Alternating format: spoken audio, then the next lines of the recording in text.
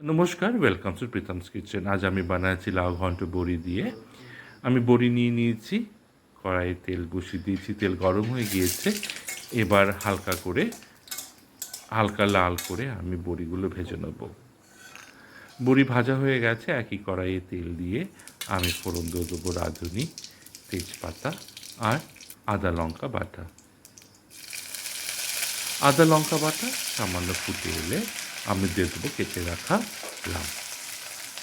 লাউ দিয়ে দেওয়ার পর আমি আদা লঙ্কা বাটা, রাঁধুনি, তেজপাতা লাউয়ের সঙ্গে ভালো করে মিশিয়ে নেব। দেবো দুটো কাঁচা লঙ্কা আর দেবো স্বাদ মতো নুন। ভালো করে মিশিয়ে নেব। মেশানো হয়ে গেলে দেবো আমি 2 টেবিল চামচ সর্ষে পোস্ত বাটা। সাধারণত লাউ ঘন্টে আমরা এই পেস্টটা ব্যবহার করি না, এই রান্নার এটাই একটা টুইস্ট। লাউটা মজে এলে দিয়ে দেবো ভেজে রাখা বড়ি। আমার এই রেসিপি আমার ইউটিউব চ্যানেল প্রীতমস কিচেনে আপনার ডিটেলে পেয়ে যাবেন।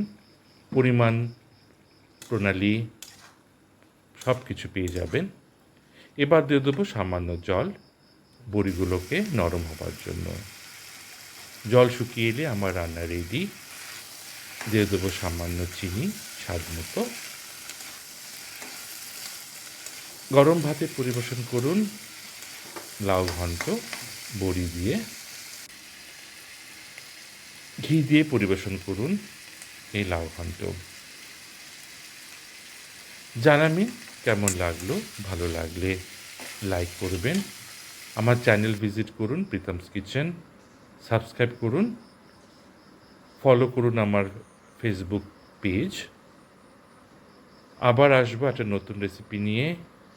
কমেন্টে জানাবেন কেমন লাগলো।